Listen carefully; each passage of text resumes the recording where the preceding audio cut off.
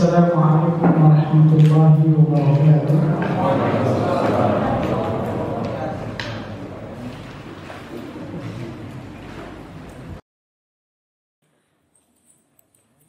Alhamdulillah, nahmaduhu wa nasta'inuhu wa nastaghfiruh. Wa na'udzu billahi min shururi anfusina wa min sayyiati a'malina. Man yahdihillahu fala mudilla lahu wa man yudlil fala hadiya lahu. Asyhadu an la ilaha illallah wahdahu la syarika lahu wa asyhadu anna Muhammadan 'abduhu wa rasuluh. La nabiyya wa la rasula ba'da, amma ba'd.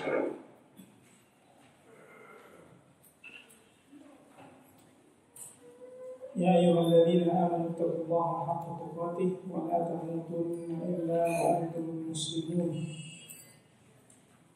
Fa inna asdaqal hadithi kitabullah wa ahsanal hadi hadi Muhammad sallallahu alaihi wasallam wa syarrul umuri muhdatsatuha wa kullu muhdatsatin bid'ah wa kullu bid'atin dhalalah wa kullu dhalalatin fin nar.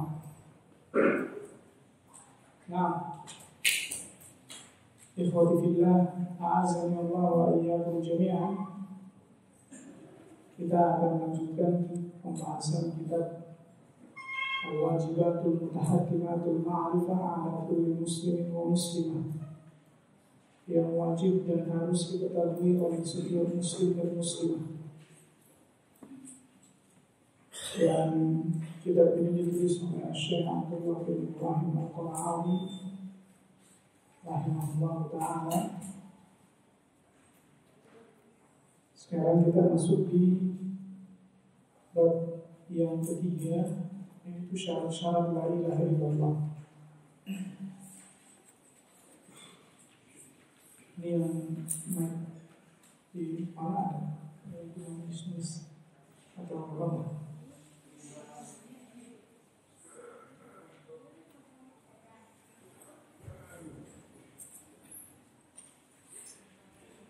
Nah, sebelum kita tulis di papan tulis apa saja yang merupakan syarat-syarat la ilaha illallah, perlu kita ketahui bahwa yang dimaksud dengan syarat dalam sisi bahasa langsung apa itu?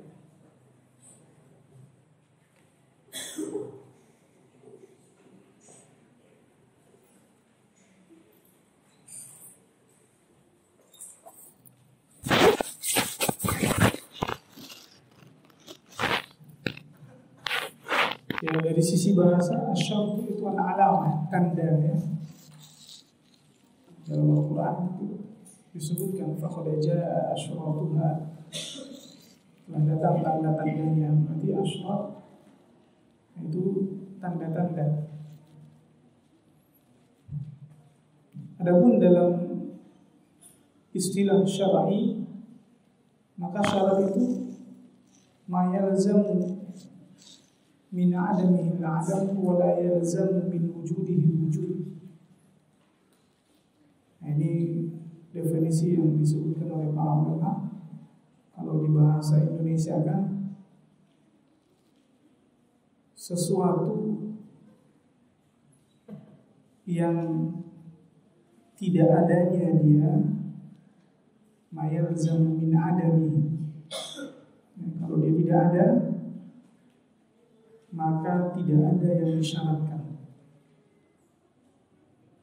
Ma yalzamu min adamihi al-adam, sesuatu yang dengan tidak adanya dia, maka tidak ada yang disyaratkan. Kalau di sini kan syarat la ilaha illallah, berarti yang disyaratkan adalah la ilaha illallah. Jadi kalau syarat ini tidak ada, maka tidak ada la ilaha illallah. Maknanya apa? Tidak bermanfaat. Tidak ada faedahnya.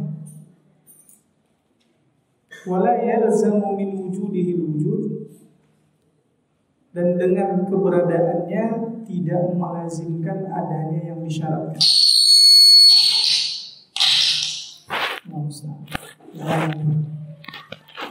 Ya, dan dengan keberadaannya tidak melazimkan adanya yang disyaratkan. Jadi kalau biasanya dengar istilahnya masih bingung ya. Bil misal baru dia jelas. Yattabihul maqal. Dengan misal jelaslah ya, pernyataan. Jika dia tidak ada yang disyaratkan. Jika dia ada, belum tentu ada yang disyaratkan. Yang paling mudahnya itu wudu. Wudu kan syarat salat. Kalau wudu tidak ada, jelas gak mungkin bisa ada salat. Orang sudah wudu, apakah otomatis include salat? Tidak. Maka dengan keberadaannya belum tentu adanya yang disyaratkan. Bisa dipahami ya? Dengan contoh wudu dan salat. Wudu syarat, salat yang disyaratkan kan? Ya. Disyaratkannya ya, wudu untuk salat. Maka kalau tidak ada wudu, otomatis tidak mungkin bisa dikatakan orang sudah salat. Kalau sudah berwudu, apakah langsung juga otomatis dia dikatakan sudah salat? Tidak. Kamu sudah salat? Sudah? Kapan? Karena aku udah wudu. Emang kalau udah wudu udah salat? Enggak, karena dia syarat sehingga tidak otomatis ya, yang disyaratkan pun menyertainya. Begitu juga dengan syarat-syarat la ilaha illallah. Ada berapa syarat-syarat la ilaha illallah? 7. Ada yang sudah hafal?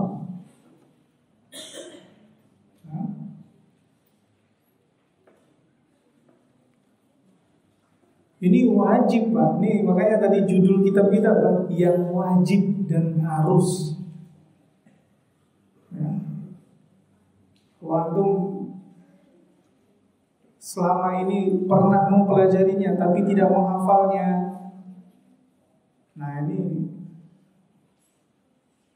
ya merugi ya, sangat-sangat merugi. Bisa jadi antum ucapan la ilaha illallah yang antum ucapkan tidak bermanfaat tanpa antum sadari. Waliyadzubillah ya. Ikut kajian yang ya, mengajak kepada manhaj salaf, nggak tahunya la ilaha illallahnya nggak bermanfaat. Karena ada syarat yang tidak terpenuhi karena ketidaktahuan. Dan sebab ketidaktahuannya karena tidak belajar ya, atau tidak mau mempelajarinya. Waliyadzubillah. Makanya ini hafalkan seperti menghafal nama anakmu. Kira-kira bisa nggak lupa nama anak? Atau seperti menghafal namamu. Kamu bangun tidur, bangun, sebutkan syarat la ilaha illallah. Nah, insya Allah hafal ya, hafalkan seperti itu. Seorang kalau dia dibangunkan, siapa namamu? Tahu nggak dia? Tahu ya. Maka begitu juga hafalan terhadap perkara-perkara yang wajib ini. Wajib kita. Ya.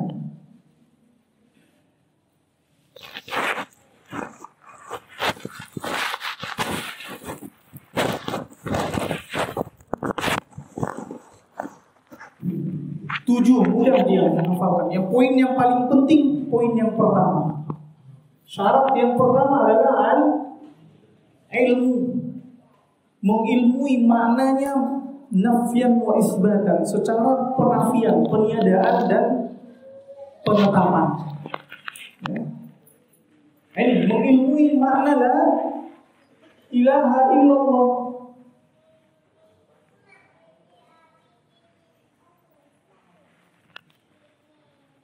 Ya. Karena kita sudah pelajari ya, rukunnya kemarin itu sudah kita kasih tahu. Rukun la ilaha illallah ada berapa? 2 ya, yaitu an-nafyu dan al-isbat. perbedaan rukun dengan syarat, syarat di luar dari lafaz tersebut, di luar. Tapi kalau rukun di dalam. Syarat sholat di luar dari gerakan sholat atau di luar dari perbuatan-perbuatan sholat, ucapan-ucapan sholat. Tapi rukun itu di dalam. Ya. Maka yang pertama rukun sholat takbiratul ihram. Adapun niat, ada ulama yang mengatakan masuk rukun, ada yang mengatakan syarat, diperselisihkan. Kira-kira kalau syarat sholat tidak terpenuhi, sah nggak sholatnya? Syarat sholat tidak terpenuhi, sah nggak sholatnya? Tidak. Syarat ini syarat sholat tidak terpenuhi. Di antara syarat sholat apa? Wudu, terus masuk waktu sholat, menghadap kiblat, itu syarat yang melaksanakan sholat. Kemudian apa lagi? Berdiri, bersih dari hadas. Kemudian yang mirip hadas, kalau hadas itu kan tentunya wudu tadi, bersihkan hadas. Wudu atau dia mandi wajib, tentunya bersih dari hadas. Kemudian apa lagi? Bersih, suci pakaian atau tempat sholat dari najis. Itu syarat-syarat sholat. Bisa dihafal semua kan? Tahu. Nah, untuk yang kedua, setelah kita ketahui tadi makna dari la ilaha illallah secara peniadaan, la ilaha la ma'buda bihaqqin, la ma'buda haqqun, la ilaha illallah. Memang kalau kita kembalikan di sini ada kata haqqun, la ilaha haqqun illallah. Tapi ini dihilangkan, dia disembunyikan, bukan dihilangkan. Ini mahzuf, di haqqun ini disembunyikan, ya. Karena sudah maklum. Karena sudah apa? Maklum, orang sudah paham bahwa yang dihilangkan di sini yang la ilaha illallah, orang sudah paham kalau ada hakun di situ. Ibaratnya kalau saya katakan mau ke mana? Istiqlal. Ada nggak yang dihilangkan di situ? Masjid atau sekolah kan? Orang-orang sini udah paham, nggak perlu lagi disebutin. Istiqlal berarti maknanya ke sekolah Istiqlal atau ke masjid Istiqlal. Dalam bahasa Indonesia saja ada mahzub itu. Ya. Mau beli apa? Beli aqua. Padahal merek kan. Ya. Air mineral aqua kan gitu ya. Tapi ada yang mahzub. Biasanya dalam bahasa Arab itu yang mahzub itu karena sudah difahami, sudah diketahui. Makanya para ulama bahasa mengatakan kalau dalam bahasa Arab tidak ada mahzub, la fahimal himar al-arabiyah, maka himar keledai pun bisa paham bahasa Arab. Ya. Jadi ini mahzubkan.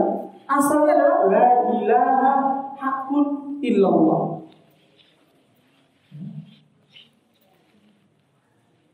Pertamanya adalah Allahu haqqun.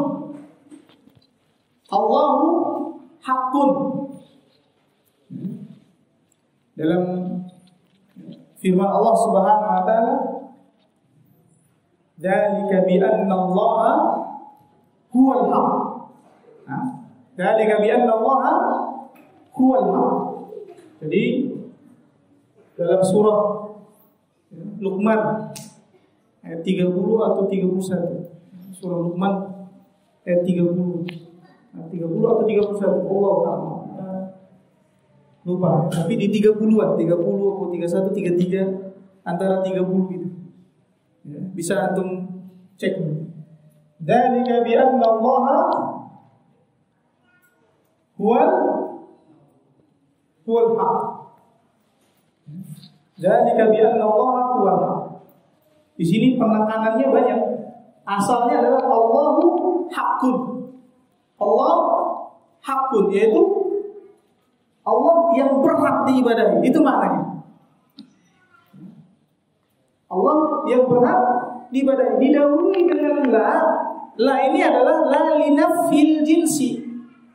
Jadi dari sisi bahasanya, antum harus fokus di sini karena antum kalau udah paham mengilmui makna la ilaha illallah ini, nanti syarat-syarat yang 6-nya mudah. Syarat yang 6-nya lagi mudah karena kembali kepada keilmuan kita terhadap syarat yang pertama, yaitu ya, makna dari la ilaha illallah. Kenapa kan sering diterjemahkan tidak ada Tuhan selain Allah, kan? Letterlet kan? Tidak ada Tuhan selain Allah. Hakun ini dari mana ini? Makanya ini yang harus kita runut dalam bahasa Arab. La itu apa tadi? Peniadaan. La linafil jins. Dan la ini kerjaannya sama, tugas dia sama dengan inna. La dengan inna. Tugasnya apa? Merofakkan dan menasabkan isim. Kalau kita buat Allahu haqqun, berarti kalau masuk inna atau anna, Inna Allah haqqun.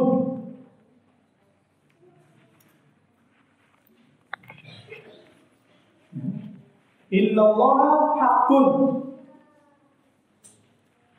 Makalah ketika masuk kepada Allahu haqqun, la itu tentunya la linafil jinsi. Yang pertama kalau kita katakan, kita buat dulu kata yang lain. Ar-rajulu jamilun. Ar-rajulu jamilun. Pemuda itu ganteng. Kalau saya tambahkan inna tadi, inna rajula, ya kan? Nah kalau datang la, maka menghilangkan lam alif lamnya. La rajula. La rajula jamilun. La rajula jamilun. Maka di sini begitu juga. La alif lamnya ilaha. Hakun. Karena la linafil jinsi ini harus ada isim khobar, harus ada. Sebagaimana inna juga punya isim dan khobar. Makanya kalau di sini la linafil jinsi, la ilaha, isimnya ada, khobarnya mana? Dalam kaidah bahasa Arab harus ada khobarnya si la ini. La rajula jamilun, tidak ada lelaki yang ganteng. La ilaha hakun, tidak ada sesembahan yang hak. Karena tadi dia meniadakan. Ini sampai di sini dulu. Tidak ada sesembahan yang hak. Dia tiadakan. Bisa dipahami ini sampai di sini bahwa hakun itu didapatkan. Oh, khabarnya hakun. Dari mana dapat? Dari ayat. Allah katakan, "Dzalika bi anna Allah huwal haq." Maka dapatlah bahwa khabar di sini adalah hakun. Dari ayat. Tadi sekali lagi kita ulangi. La ini harus punya di depannya ismun dan khabar. Biar sempurna kalimatnya. Ya. Adapun illa ini istisna, pengecualian. Istisna, pengecualian. Seperti nanti di sini. La rajula jamilun illa. Contohnya, kalau di sini aneh, sujuan. Illa sujuan. Nah, Nggak terbukti, belum terbukti gantengnya belum nikah.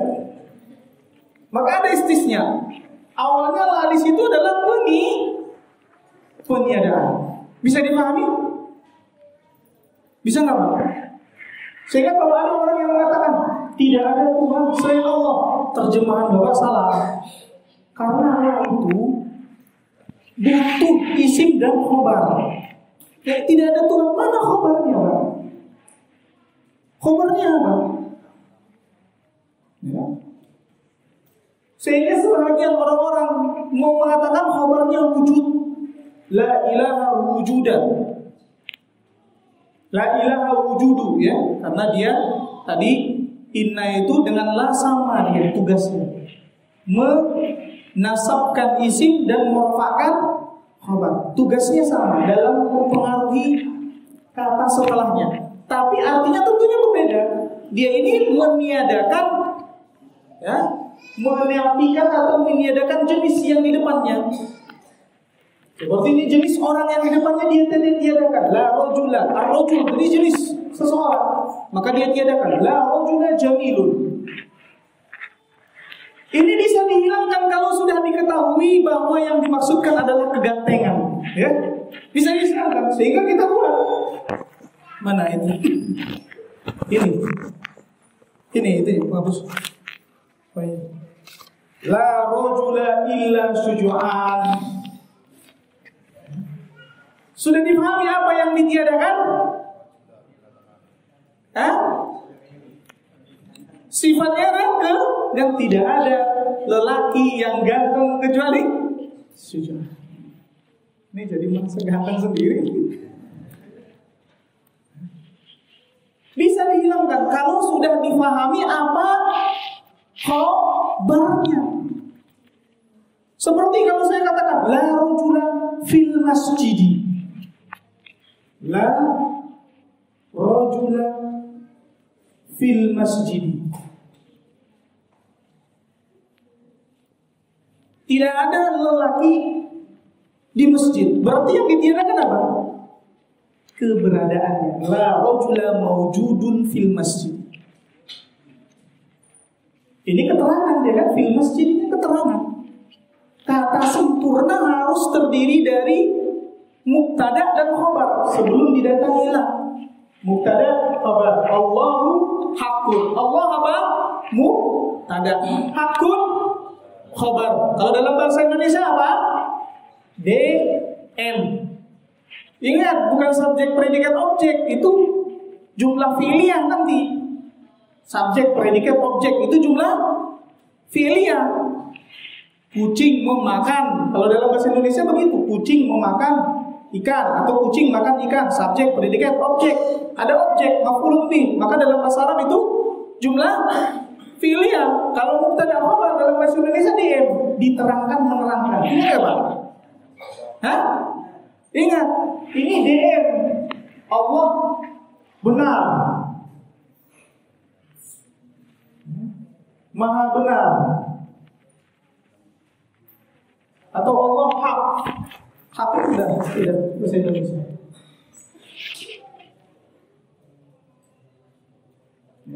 Maka ini diterangkan, menerangkan Allah. Allah ada apa Allah? Hak.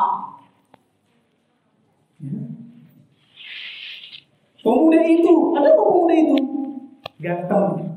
Jadi kalimat sempurna, bisa dipahami.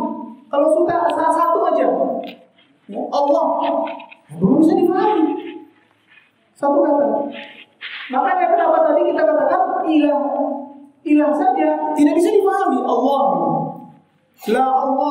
la ilaha.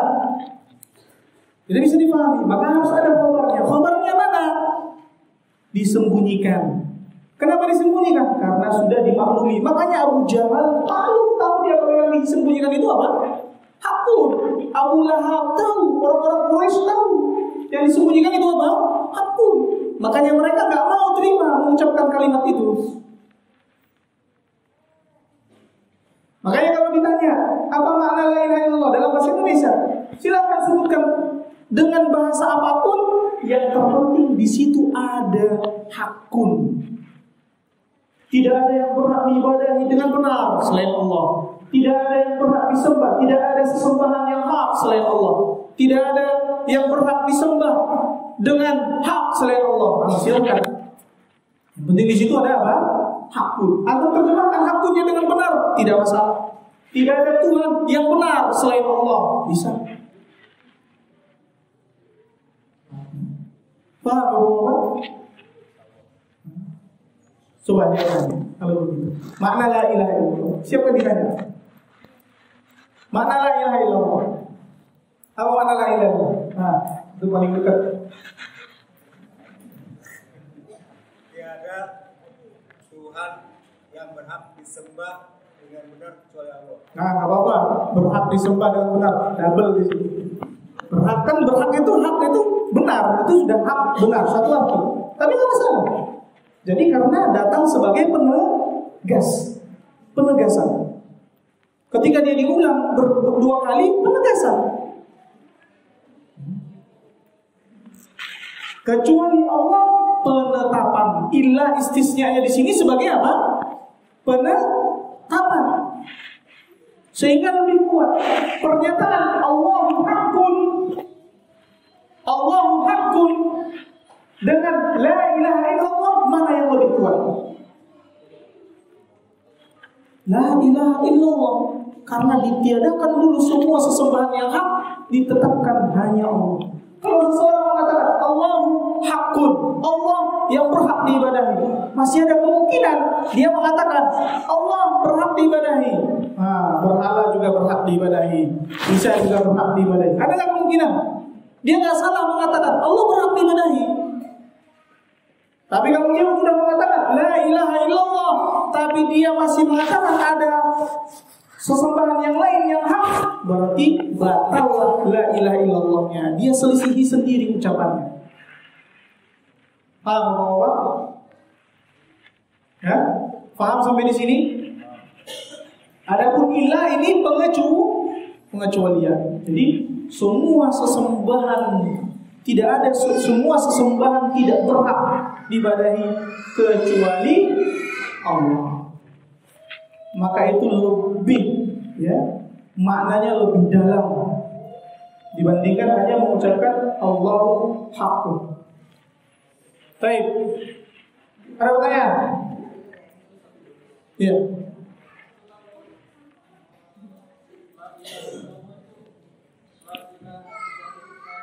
Hah?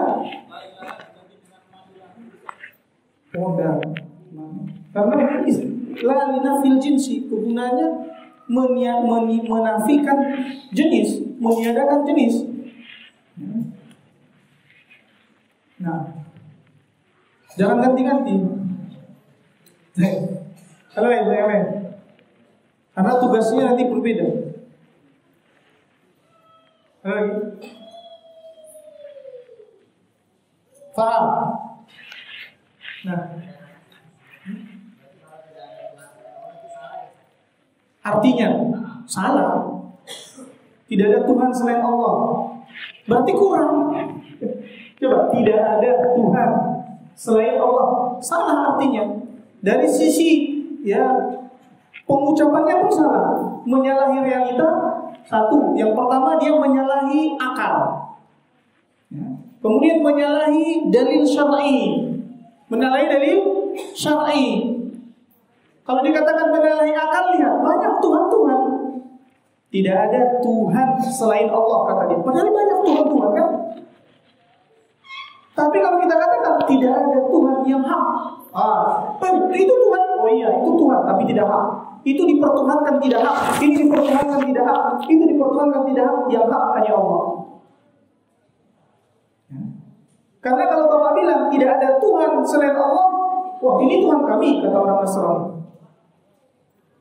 Orang Yahudi bilang ini Tuhan kami, orang musyrikin bilang ini Tuhan kami. Ini Tuhan kami banyak, bukan hanya Tuhan kamu saja yang ada, katanya. Tapi kalau Bapak bilang, ayah, itu Tuhan kamu, tapi tidak hak, tidak benar, maka ucapkan tidak ada Tuhan yang benar, tidak ada sesembahan yang benar. Nah ini Tuhan kami, tidak benar. Mana buktinya kebenaran itu? Mana? Buktikan kalau itu Tuhanmu benar. Bapak harus bisa membuktikan kalau Tuhan Allah Subhanahu wa taala benar.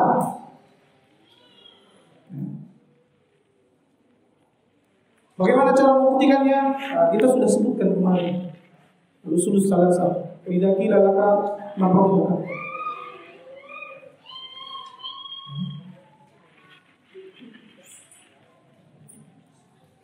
Nah, nanti kalau ada waktu bisa saya jelaskan lagi terkait apa? Pembuktian. Dan Al-Quran itu semua pembuktian kebenaran Allah. Al-Quran itu ibarat apa? Presentasinya Allah untuk kita. Nih bukti-bukti kalau Allah Subhanahu wa taala sesembahan yang hak ada semua di dalam Al-Quran. Maka setiap satu ayat yang kita baca itu menambah keyakinan kita akan kebenaran Allah Subhanahu wa taala, kemahakuasaan Allah Subhanahu wa taala. Nah, ada lagi pertanyaan? Ya. Jangan menurut Ustaz ya dalam pertanyaan. Ya. Jangan menurut, karena saya nanti kalau menurut saya bahaya. Ya. Dalam syariat bagaimana menyikapi? Sebenarnya begitu. Dalam syariat, karena kita akan kembalikan kepada syariat. Baik, tafadhal, bilangin.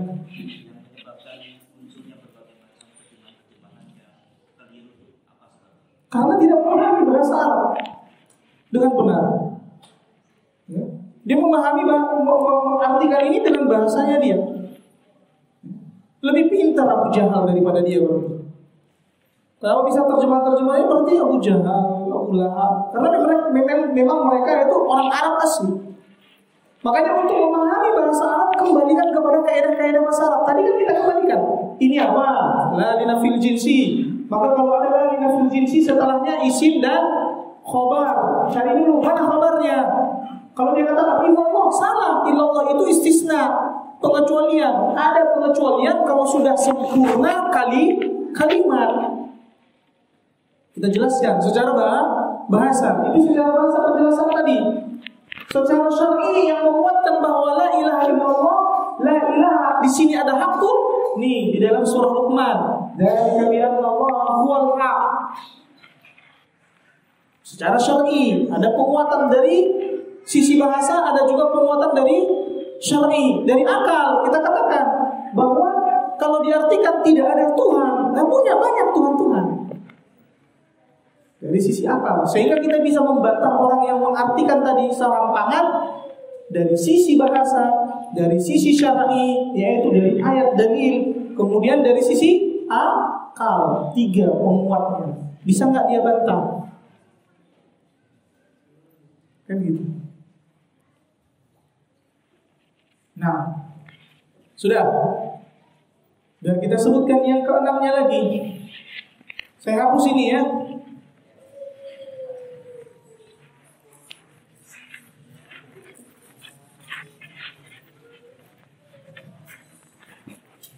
Mudah, kalau sudah hafal ini, sudah ingat, sudah tahu, sudah paham, mudah.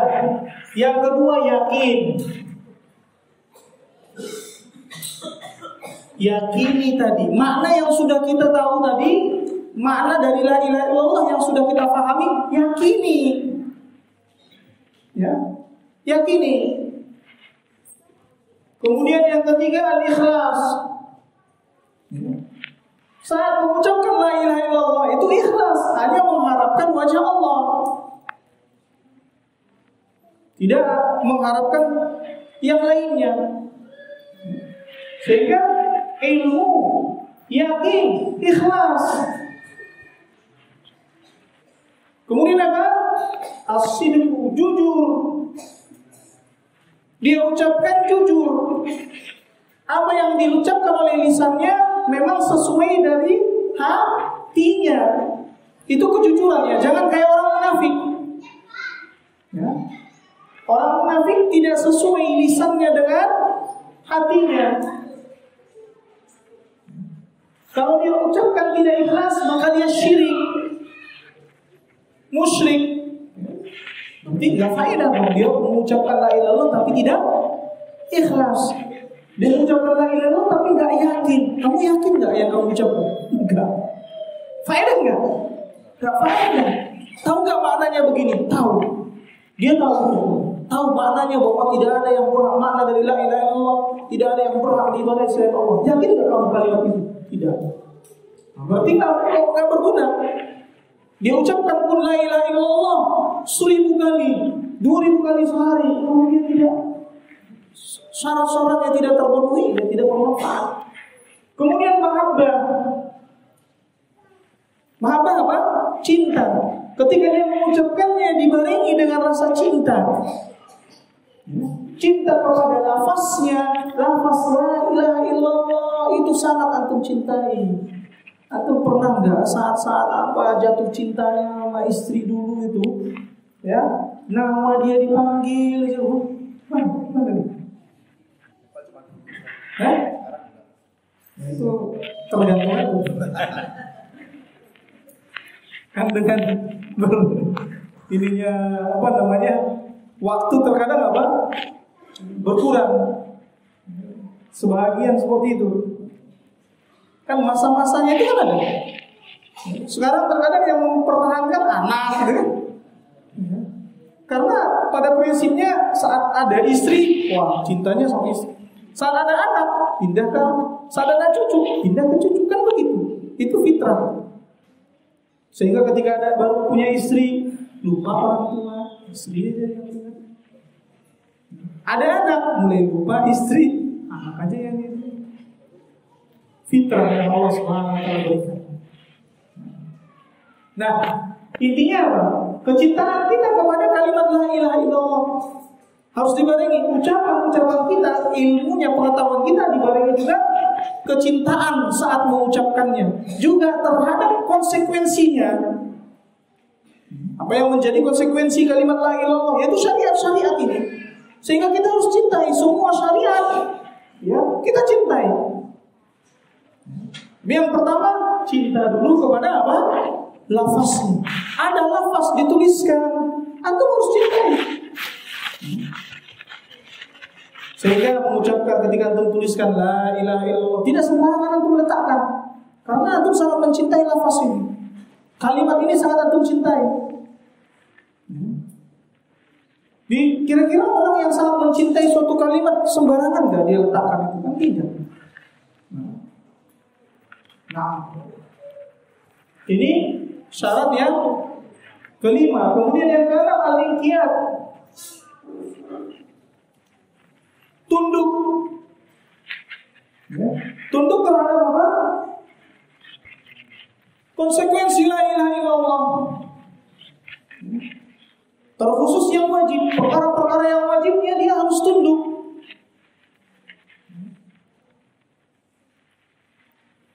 Jadi kalau Allah perintahkan, Allah wajibkan salat, tunduk. Ini konsekuensi dari la ilaha illallah. Allah wajibkan puasa, tunduk. Dan yang ketujuh, apa bacanya?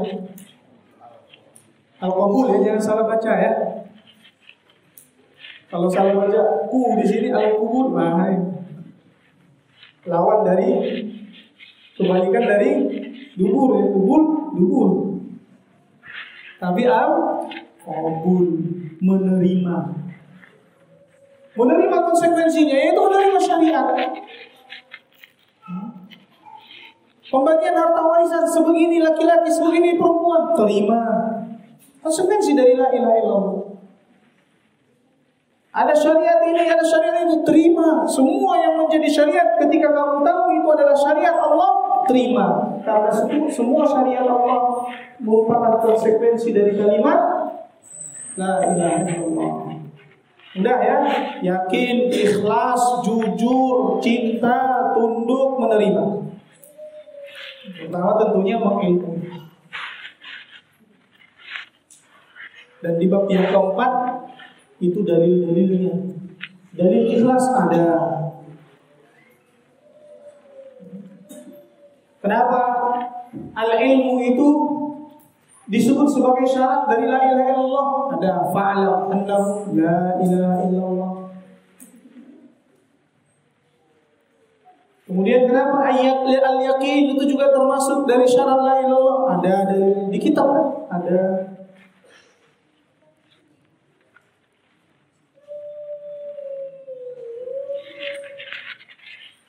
Kenapa ikhlas itu juga disebut sebagai syarat la ilaha illallah? Ada dalilnya. Paling mudah lagi ala lillahi dinul khalis. Kenapa as-sidqu juga disebut sebagai syarat la ilaha illallah? Ada hasiban nasu ayyutraku ayyaqulu amanna wa hum la yuftanun.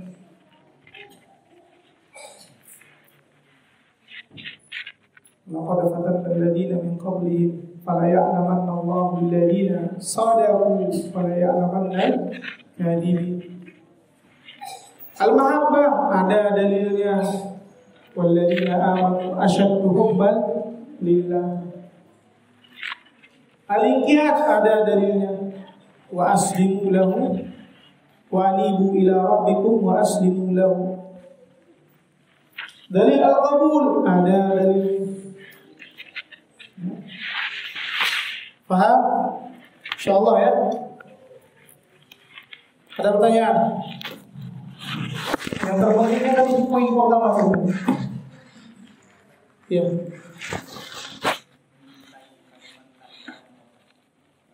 Apakah itu perlu ditulis karena di mobil kan banyak kaum muslimin kalimat la ilaha illallah di kaca belakang atau apa itu menggambarkan kecintaan seorang muslim terhadap kalimat la ilaha illallah. Sekarang kita lihat bagaimana sahabat, bagaimana Rasulullah SAW implementasi kecintaan Rasulullah SAW dan para sahabat terhadap kalimat la ilaha illallah. Apakah seperti itu? Apakah dengan mereka tulis-tulis di depan pintu mereka? Apa mereka punya pintu nggak? Ada kan? Tulis pintu, ada nggak? Kendaraan, punya kendaraan nggak? Punya kan? Di belakang contohnya kotaknya ditulis la ilaha illallah. Ada nggak itu?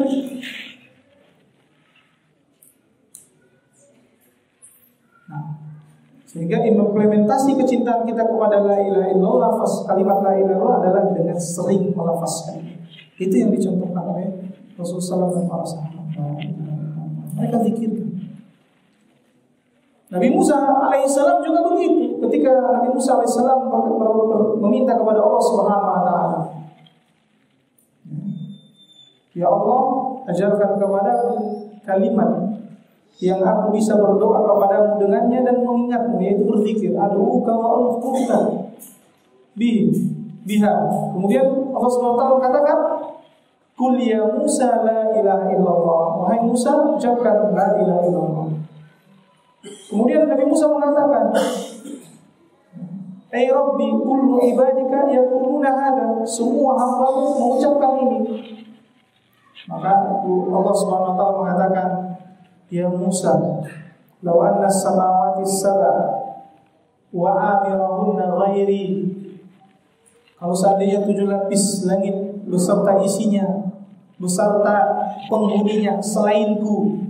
Ini juga dalil bahwasanya Allah Subhanahu wa taala di langit. Karena Allah katakan kalau seandainya 7 lapis langit beserta penghuninya selainku, wal ardina sab'a wa amirahunna, dan 7 lapis bumi beserta penghuninya, fi kifatin, di satu timbangan, wala ilaha illallah fi kifatin, dan kalimat la ilaha illallah di satu timbangan, lama bihinna la ilaha illallah, maka la ilaha illallah akan lebih berat. Dalam riwayat lain, la wajahat bihinna la ilaha illallah.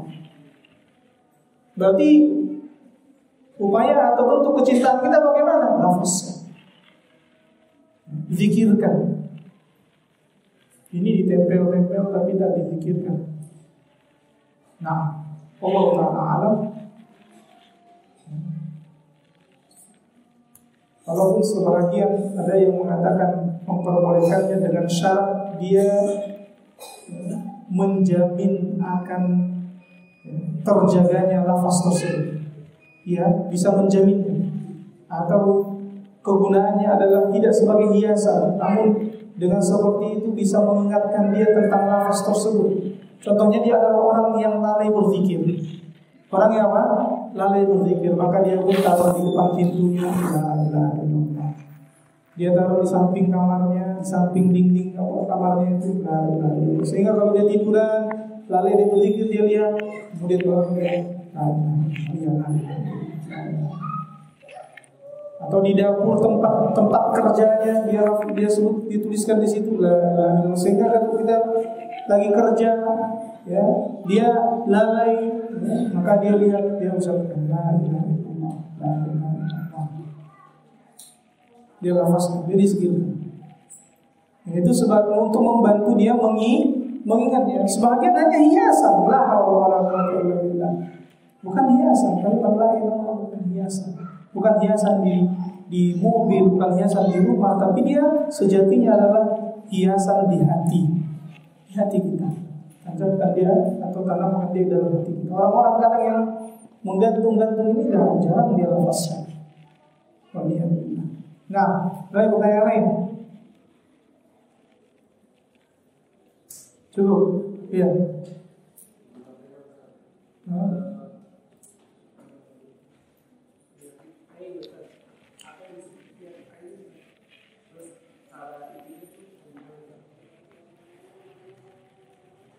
Penyakit ain, penyakit yang disebabkan oleh hasad atau penyakit yang disebabkan oleh rasa takjub.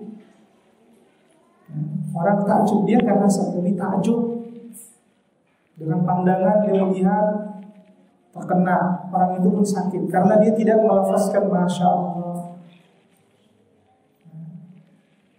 Maka orang tadi bisa terkena ain.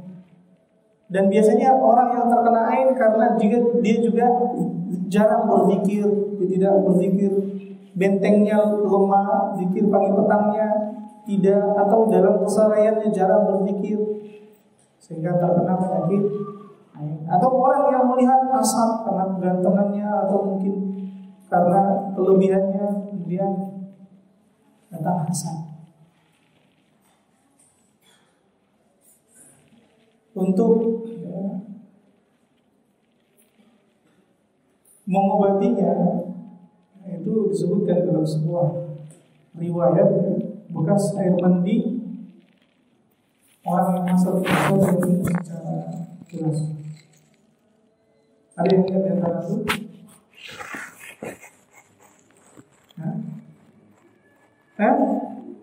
Iya, wudunya ya.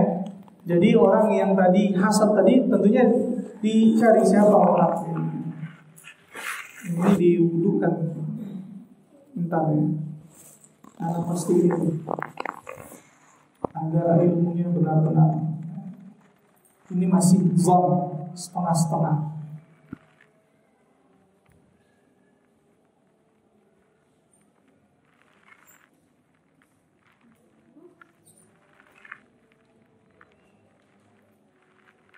Selain itu juga tentunya dengan ruqyah, bisa ruqyah, membacakan ayat-ayat ya, Al-Quran.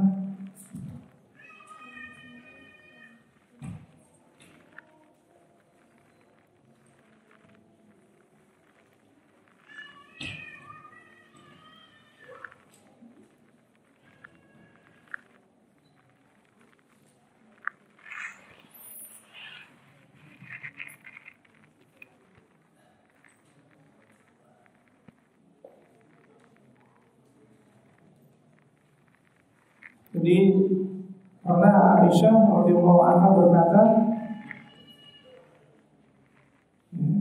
dahulu Rasulullah SAW memintaku agar aku diruqyah untuk menyembuhkan ain. Jadi bisa diruqyah.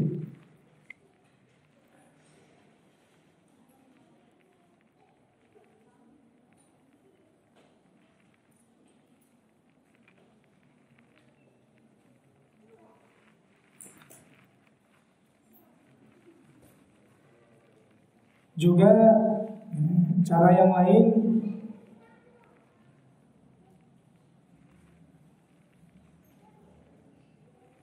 ya, bekas orang yang ain tadi, orang yang menyebabkan contohnya ya, si A melihat seseorang dia takjub sehingga sakit jadinya, maka si A berwudu, maka bekas wudunya itu disiramkan ke orang yang terkena ain tadi. Bisa dipahami? Siapa tadi akh yang bertanya? Nah, jadi contohnya ada ya, si Muhammad. Ya. Kalau di masa sahabat dahulu itu Sahal, namanya Sahal. Kemudian yang melihatnya adalah Amir bin Rabi'ah. Dia mengatakan, aku tidak pernah melihat kulit indah seperti yang kulihat pada hari ini, bahkan mengalahkan kulit gadis wanita.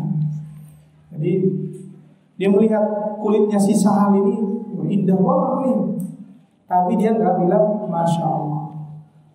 Sehingga si Sahal ini pun jadi demam sakit. Maka Nabi SAW memerintahkan si Amir tadi yang mengucapkan ucapan tadi untuk berwudu, kemudian bekas wudunya disiramkan kepada si Sahal. Maka setelah itu Allah Subhanahu wa taala mengangkat ya, penyakitnya, maka Sahal pun sembuh. Nah, jadi dengan dua cara tadi insya Allah bisa.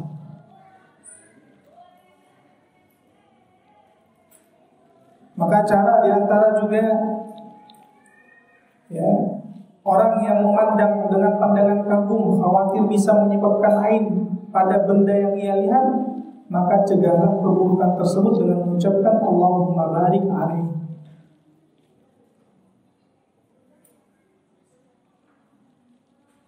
Atau Masya Allah la quwwata illa billah.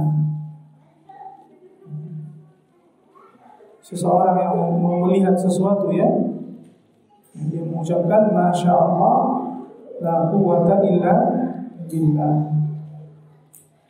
Nah, sering banget. Ada lagi? Ya.